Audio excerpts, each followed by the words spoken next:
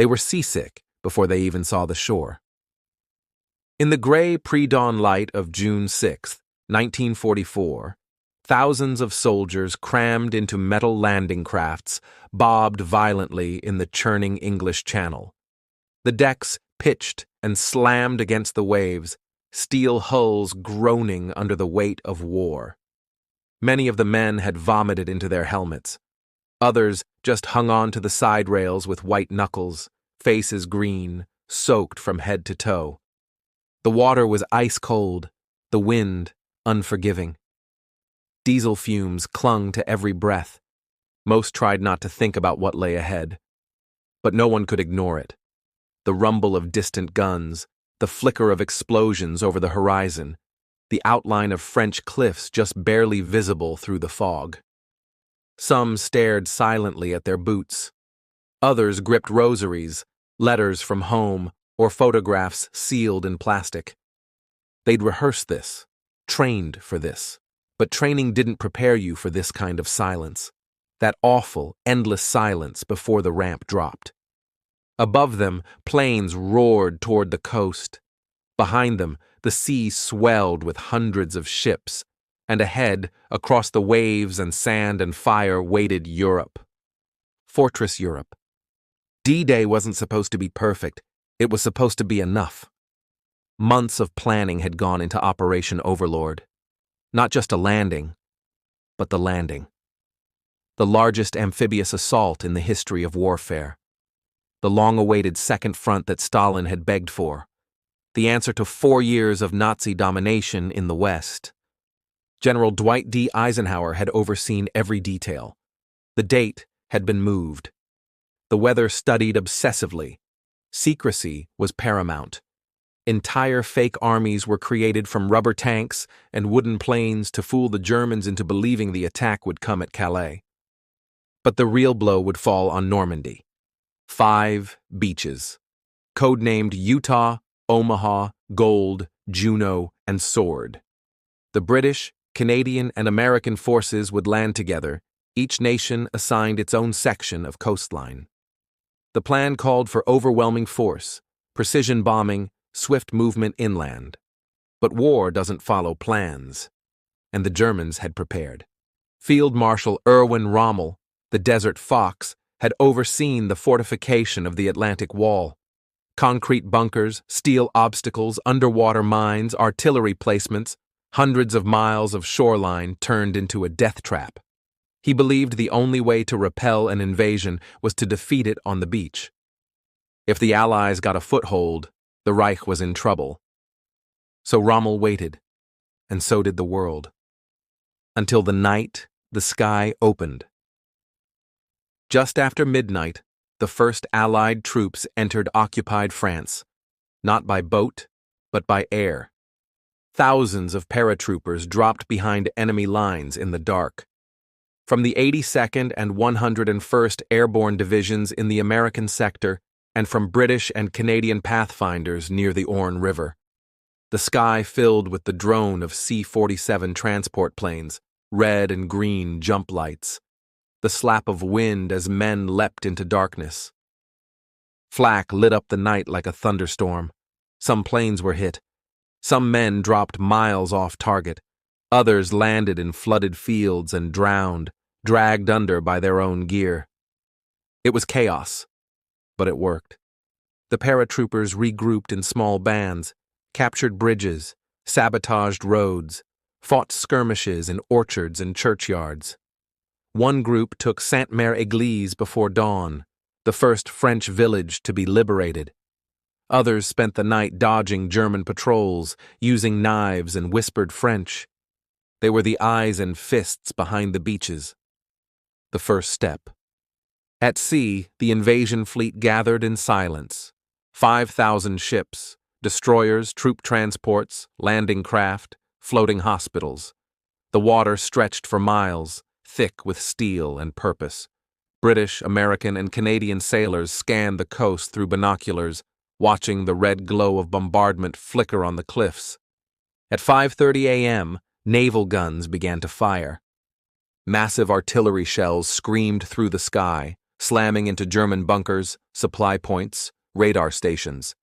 Battleships like the USS Nevada and HMS Warspite unleashed their fury. Aircraft bombers pounded the shore. But it wasn't enough. The bunkers were deep, reinforced, and some of the German gunners had survived. And when the landing craft finally moved in, those guns were waiting. Omaha Beach. The name is still whispered like a wound. It was 6:30 a.m. when the first wave of Americans hit the surf. Soldiers from the 1st and 29th Infantry Divisions. The ramps dropped, and then came the fire. Machine guns tore through the surf. Mortars exploded among the boats. Entire units were obliterated before reaching the beach. Men were shot in the water, tangled in barbed wire, crushed under the weight of their packs. One soldier said it was like landing into a meat grinder. Another remembered crawling over the bodies of friends just to find cover. The sand offered no shelter. The tide rose fast. Wounded men drowned. Medics were shot as they tried to help. Officers were dead. Radios shattered. Communication collapsed. And still, they pushed forward, not in formation, not by command, but by instinct. One man at a time, they crawled, climbed, threw grenades into bunkers, cleared trenches with bayonets, pushed up the bluffs under a sky that refused to give them a break. By mid-afternoon, Omaha was secure. But the cost was unimaginable. Over 2,000 casualties on that beach alone. Young men who had never kissed a girl. Fathers who would never see their children again. Letters soaked in seawater and blood. Utah Beach told a different story.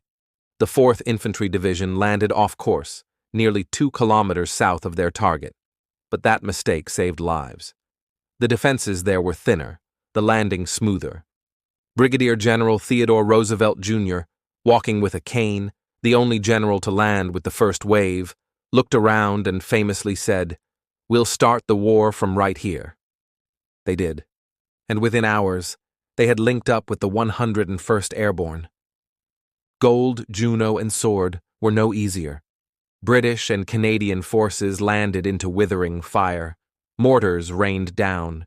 Snipers fired from stone cottages and steeples. Entire platoons vanished under machine gun fire. But they kept moving. One Canadian unit pushed farther inland that day than any other Allied force. British commandos captured Pegasus Bridge after a daring glider assault. And slowly, a line began to form, an Allied line stretching across the Norman coast. Inland, the French resistance rose. For years, they'd lived in shadow, hunted, tortured, executed. But now, at last, they struck. Saboteurs blew train tracks, cut phone lines, ambushed German convoys in narrow lanes.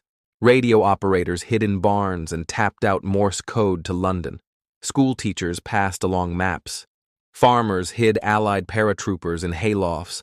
Children marked enemy positions with chalk on fences. They didn't ask for thanks. They just fought. By nightfall on June 6th, the beaches were in Allied hands. Barely. German counterattacks loomed. The fight inland was just beginning. Caen had not fallen. The hedgerows were dense, perfect for ambush. The road to Paris would be long. But something had shifted. The Atlantic Wall had cracked. Hitler's grip had been broken. The tide of war, at last, had turned. Across the beaches, medics worked in silence. Chaplains prayed over the dead. Engineers cleared mines. Wounded men cried out in the dark. Others simply stared out at the sea as if unable to believe they had survived. And back in England, hospital ships arrived with the first wave of wounded.